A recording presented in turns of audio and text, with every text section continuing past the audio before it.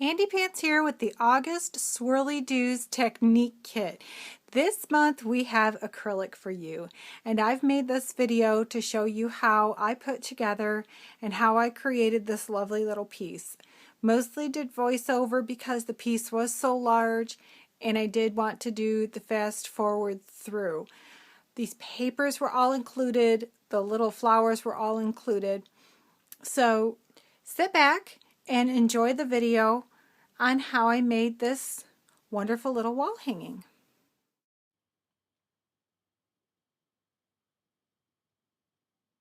So here I'm starting with a piece of acrylic. I'm starting with the bottom piece. Note that the bottom piece only has holes on the top portion.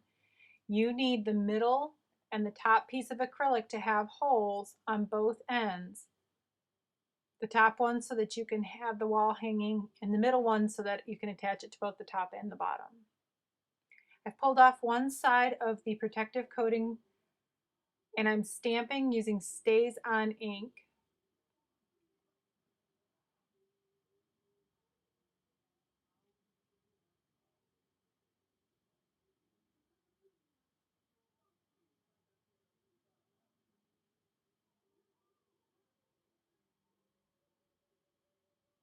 I liked the combination of the brown and the gray that were in the flowers, so I decided to go with both brown and black ink.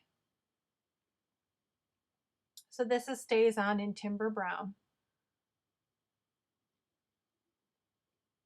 The wonderful thing about acrylic is that you can get this multi-dimensional stamping, especially when you're putting paper on. I don't quite understand why people put paper on acrylic in order to cover up the acrylic. To me, it just seems like you'd want to use chipboard. So that part I don't understand. But when you do the stamping on the acrylic and then layer it on top of paper, it gives you an extra dimension. Here I'm using zip dry to adhere the piece of acrylic onto the paper.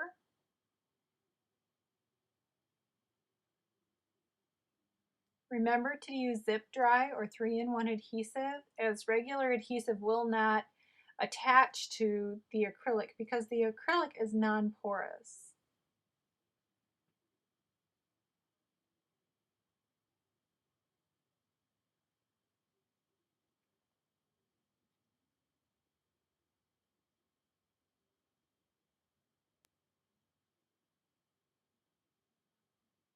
Just give it a minute to dry, and then once it's dry, go ahead and just use your X-Acto knife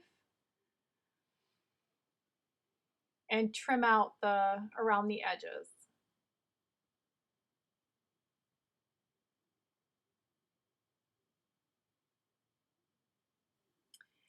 Now we're ready to go ahead and do the stamping on the front. So go ahead and remove the protective coating from the front. You remember to use your Stays On ink so that it stamps on the acrylic. And I'm just using a script stamp. I'm doing a double stamping technique so that I get the second generation stamping so it's not as dark.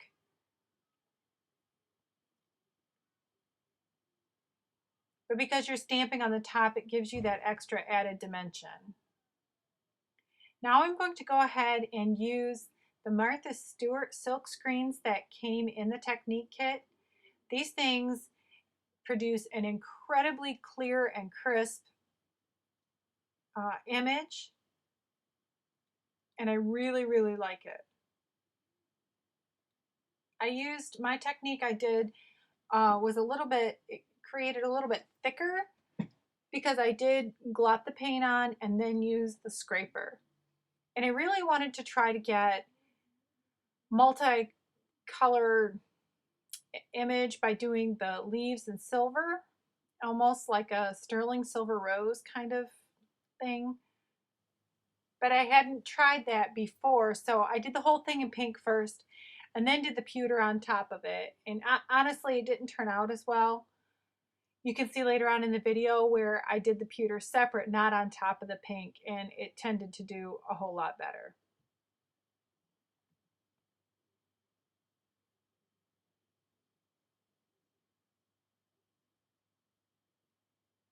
Just go ahead and apply your paint and then use the scraper to drag the paint through the silk screen. It'll push that paint right down in and gives you just an incredibly clear and gorgeous image.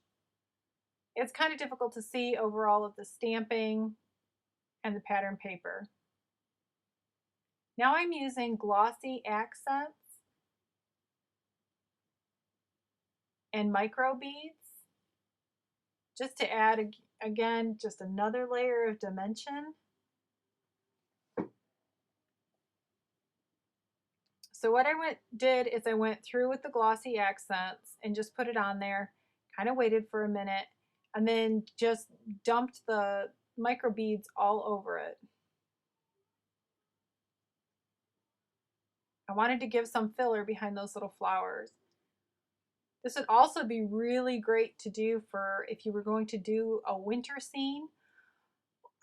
Do it with the tinsel glitter. It would look absolutely fantastic. Maybe with a little bit of white stamping around the edges. I hear a project for next time.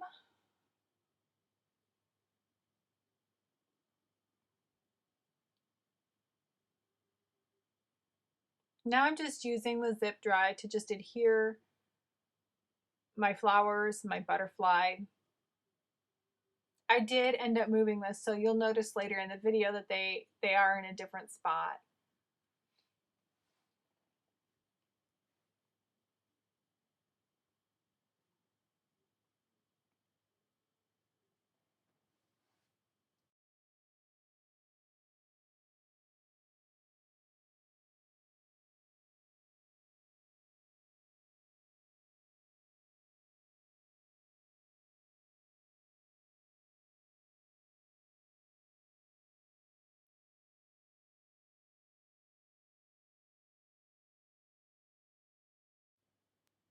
Then I decided to use Smooch Glitz to go over my micro beads and to add just a layer of pink to kind of try to pull the pink from the Martha Stewart silk screen that I had done. I kept shaking it up because I wanted to make sure that I got lots of glitter when I did my little applicator. Now I'm starting on the next piece. I didn't want to do any stamping on this one because the frame was so lovely. So here I'm having some trouble actually pulling the first piece of acetate off of the acrylic, and I just laid that down to figure out about where I wanted it, and I'm just going to adhere it right on, no stamping this time.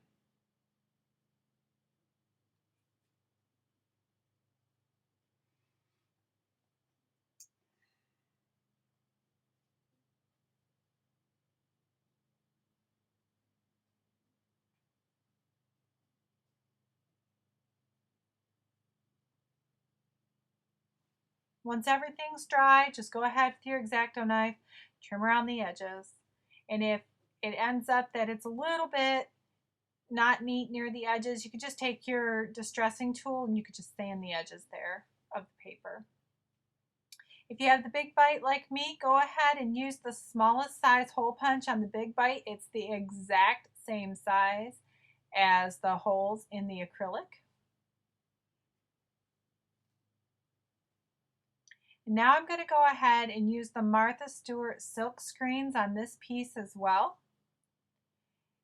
This is the one that I decided to do the pink and the pewter completely separate from one another. And it did end up turning out very nicely. I dragged the pink up and then turned around when I did the pewter and just dragged the pewter down. The silk screen is actually a single piece with these little tiny pinholes. It looks like a stencil, but it's not. It's got these little tiny pinholes in it. So you're actually pushing the paint through the pinholes. And it just gives you a very crisp image. Did the pewter for the leaves completely separate from the pink, and it just turned out really nice. I really liked the two separate colors. If you have colors that are complementary, such as red and orange or red and yellow, things of that nature, you can tend to blend them more, but with colors that are completely opposite, even though they look nice together, you don't want to blend them together. And this helped to really keep them separate.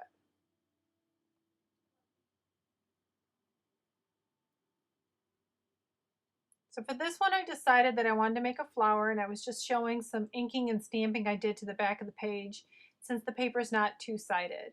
And I went ahead and used a Spellbinder's die and just cut out the same flower. And I'm using my Marvy tools to distress the flowers. You can see the tutorials on the Swirlydoos forums. There's a whole list of flower tutorials. Basically, altering flowers is the same. Pull the petals in using your tool, break down the leaves. Really try not to hold the flower. If you can see, I'm not holding the flower with my left hand. That way the flower can bend into the mushy foam pad that you've got and really get the bend and the groove in order to give that flower movement, because flowers are not flat. They have dimension to them.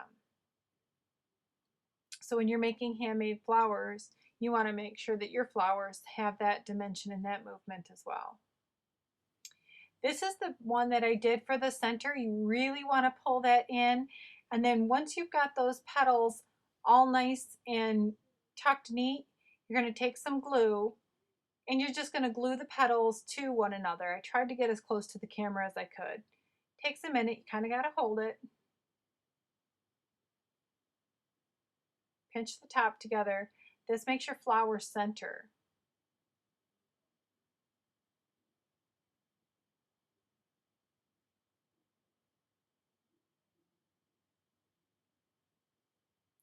And then you just alternate your petals. Just kind of rotate your flower around till your petals are alternating. And you just layer all your pieces one on top of another.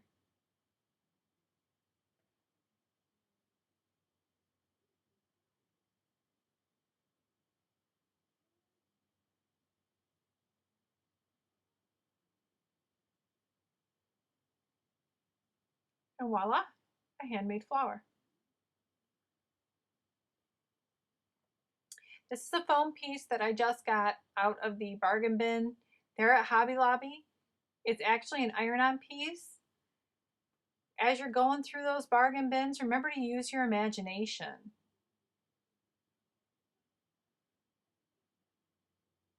These little greenery pieces are just pieces that I cut out from the cardstock that was included in the cardstock add-on this month, but you can use any green that you would like.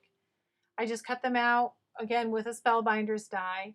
And then the leaves are way too big for those little tiny flowers, so I just cut the leaves off and used them in pieces, and it worked fantastic. Just put a little bit of Forest Moss Distress ink on them to kind of darken the edges up and just give them a little bit of added dimension.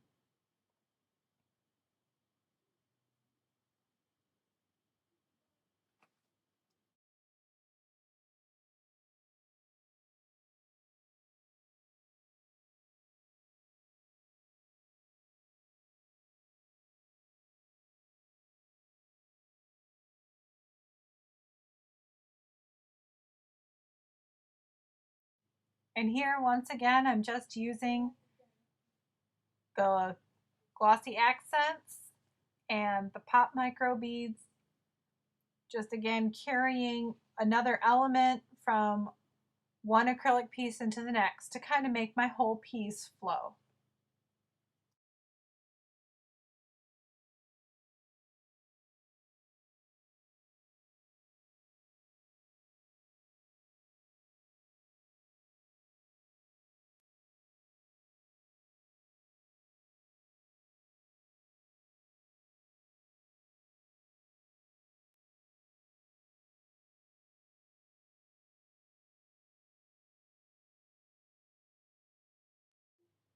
Now I'm going to start on the last piece that I did, which was actually the centerpiece.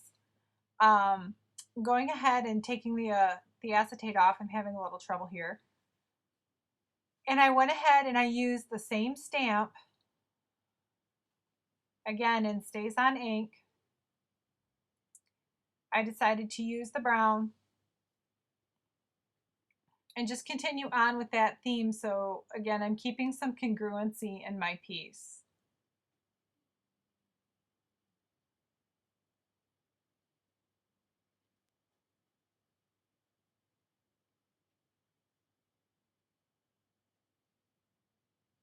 And now I'm adding a secondary stamp, again on that back side.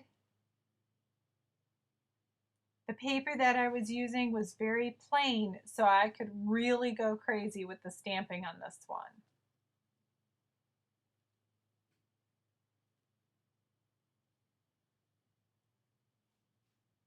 I used my distress ink to stamp directly onto the paper with these postage stamps and wing. Since this paper didn't have any designs of its own on it,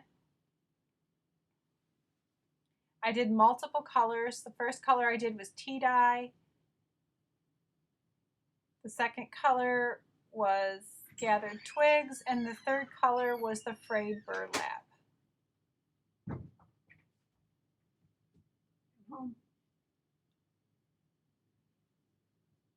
And you can see how the stamping layers right on top of those stamped images on the paper. So now that I've got my stamping done on my paper and on the back side of my acrylic, now I'm going to go ahead and adhere my acrylic down before working on my top layers.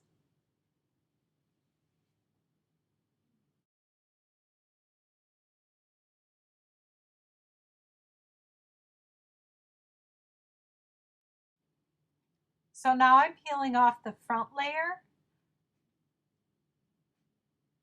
and taking my Stays on ink in a totally different stamp, and I'm going to stamp right over the words that are on the back side. Just randomly around the edges of the frame.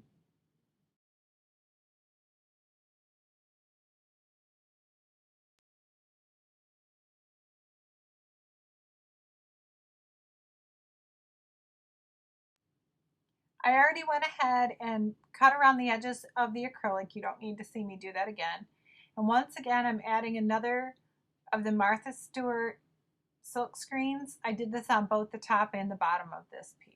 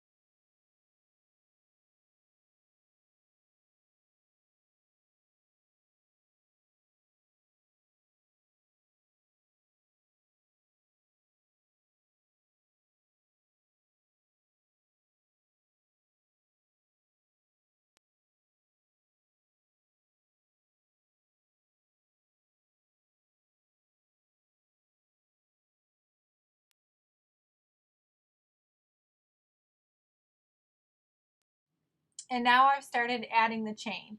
The holes are actually in too far for you to connect the chain directly on, so you'll have to use some larger jump rings, or I used album rings in this case.